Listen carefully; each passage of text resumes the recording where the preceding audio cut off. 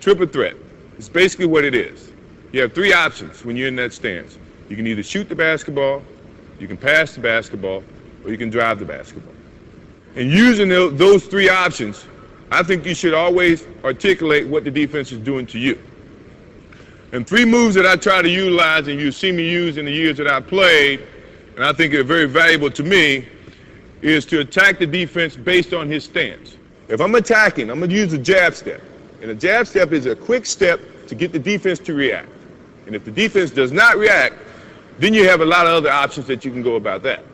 So jab step with your right foot, defense does not react, you go past and putting the ball here so that the defense cannot get to it. Now the second move of that triple threat situation is called a crossover. And the crossover is strictly just a change of direction. And let me show you exactly the way it should be done. In protecting the basketball, you're jabbing with your right foot, and the defense sometimes react that way, and you want to change your direction.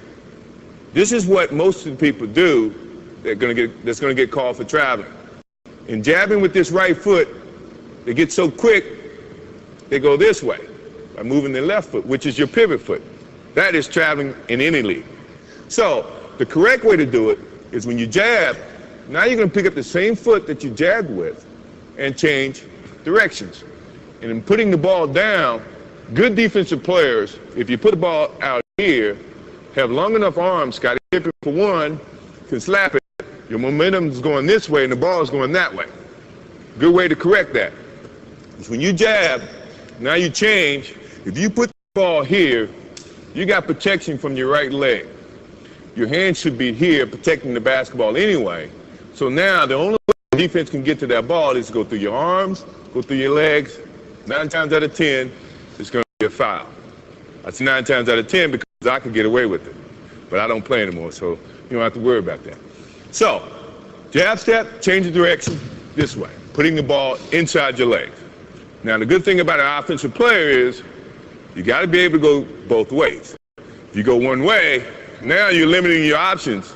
The defense is going to read that, and then they become more, I guess, have the advantage to try to limit your options. As an offensive player, you never want to limit your options. So, when you're working on that move to do it this way, also do it that way. So now you can have two options. If my man is taking a defensive stance, the thing that I'm looking at right now is he's playing parallel. So now he's playing me to go either way, which is good. Which it also, to me, means all I have to do is give him a nice little fake this way.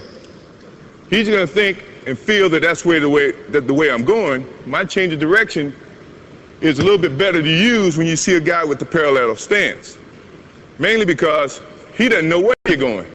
So now you have so many options, you just try to use as many options as you can. Now if he had his right foot forward, that to me is saying, now he wants you to go this way.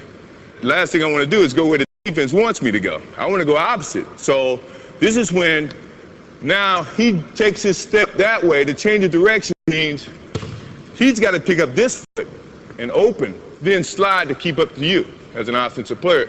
That takes more time than you taking that crossover and driving to the hole. So you have the advantage in that sense.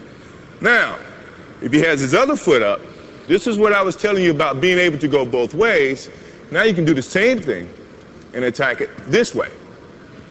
You see what I mean? So now he can't limit your options. So you should look, before you take your stance, look how the defense is playing you, and then decide which is your pivot foot, your right foot or your left foot, and then attack.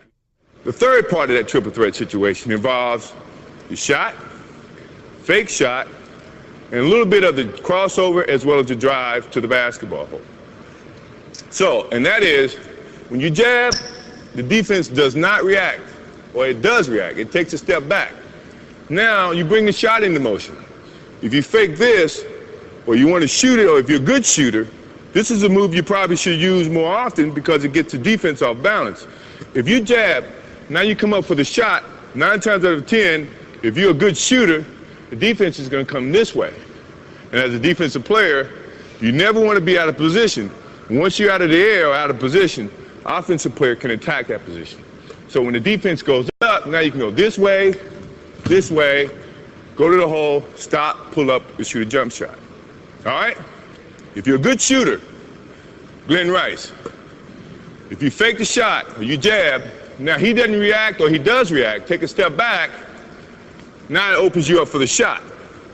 Now if you make a couple of those shots, his first reaction is, well, I can't let him shoot another jump shot. I got to come up there and challenge it. So he's going to come up and challenge. Now I'm going past him because he's out of his defensive stance.